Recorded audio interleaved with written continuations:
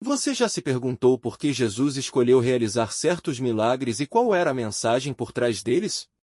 Hoje, vamos explorar um dos milagres mais extraordinários registrados na Bíblia, a cura do cego de nascença. Essa história, encontrada em João 9, não é apenas sobre um homem que recuperou a visão física, mas sobre o propósito de Jesus em abrir os olhos espirituais da humanidade. Fique até o final para descobrir a poderosa lição por trás desse milagre e como ela se aplica à sua vida hoje. O Evangelho de João 9 começa com Jesus e seus discípulos passando por um homem que era cego desde o nascimento. Os discípulos perguntaram: Rabi, quem pecou, este homem ou seus pais, para que nascesse cego? Essa pergunta revela uma crença comum na época, de que doenças ou deficiências eram causadas por pecados pessoais ou familiares. Jesus respondeu algo profundo: nem ele pecou nem seus pais, mas isto aconteceu para que a obra de Deus se manifestasse na vida dele. Aqui, vemos uma lição importante: nem todo sofrimento é resultado de pecado. Muitas vezes, Deus usa nossas dificuldades para demonstrar sua glória e poder. Jesus então realizou algo inusitado, algo que certamente chamou a atenção de todos ao redor. Ele cuspiu no chão, misturou a saliva com a terra e fez um pouco de barro. Depois, colocou esse barro nos olhos do homem cego e, em seguida, deu uma instrução clara: vá lavar-se no tanque de Siloé. O homem, sem hesitar, obedeceu. Ele foi até o tanque, lavou-se, ao abrir os olhos, pela primeira vez em sua vida, pôde enxergar. A simplicidade e profundidade desse ato são impressionantes. Por que Jesus escolheu usar barro e saliva? Embora a Bíblia não explique isso diretamente, muitos estudiosos acreditam que esse gesto remonta à criação da humanidade. Em Gênesis, Deus formou o homem do pó da terra. Aqui, Jesus, como o Filho de Deus, demonstra seu poder criador, mostrando que ele é o Senhor tanto sobre a criação física quanto sobre a espiritual. É como se ele estivesse dizendo: assim como eu dei forma ao homem no início, também posso restaurá-lo completamente.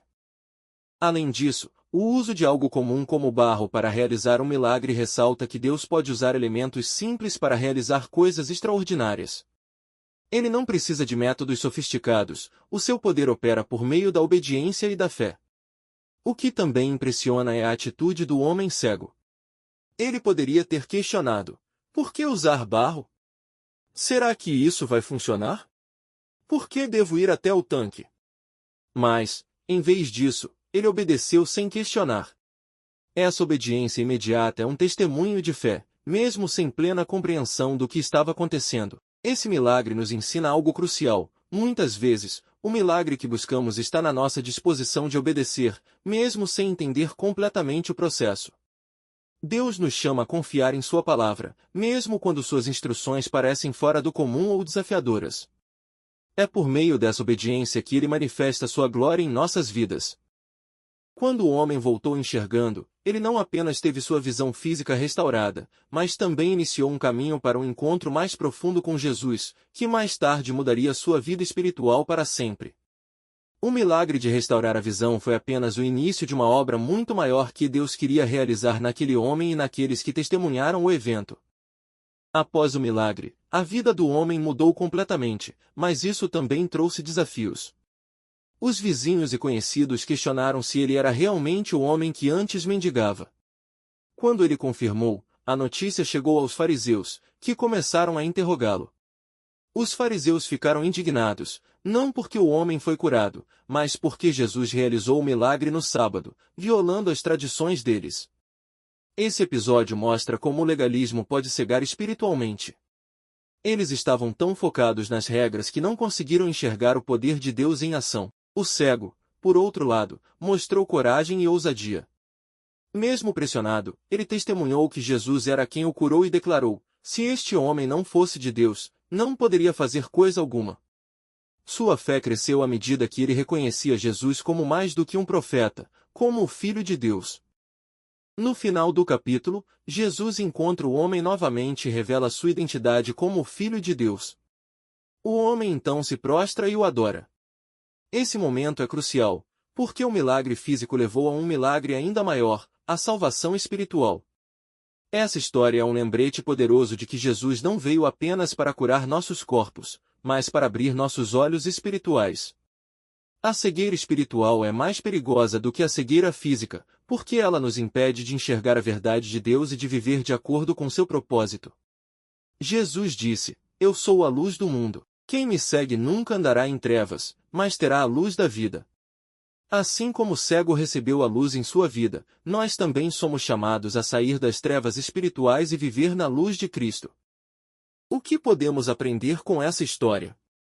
Primeiro, que nossas dificuldades não são sempre punições, mas oportunidades para Deus revelar sua glória. Segundo, que a obediência a Jesus, mesmo quando não entendemos completamente suas instruções, pode nos levar a milagres inesperados. Por fim, somos desafiados a abrir nossos olhos espirituais. Pergunte a si mesmo: estou permitindo que tradições, preconceitos ou dúvidas me impeçam de enxergar o que Deus está fazendo na minha vida? Assim como o cego de nascença, precisamos reconhecer quem Jesus é, nos prostrar diante dele e adorá-lo como nosso Salvador. A história do cego de nascença não é apenas sobre visão física, mas sobre um convite de Jesus para enxergarmos espiritualmente. Ele é a luz do mundo e deseja abrir nossos olhos para a verdade, para que possamos caminhar com ele em fé e obediência. Se esta mensagem tocou seu coração, curta este vídeo, compartilhe com alguém que precisa ouvir essa palavra e inscreva-se no canal para mais conteúdos como este. Lembre-se, Jesus ainda está realizando milagres, e ele deseja trazer luz para a sua vida hoje.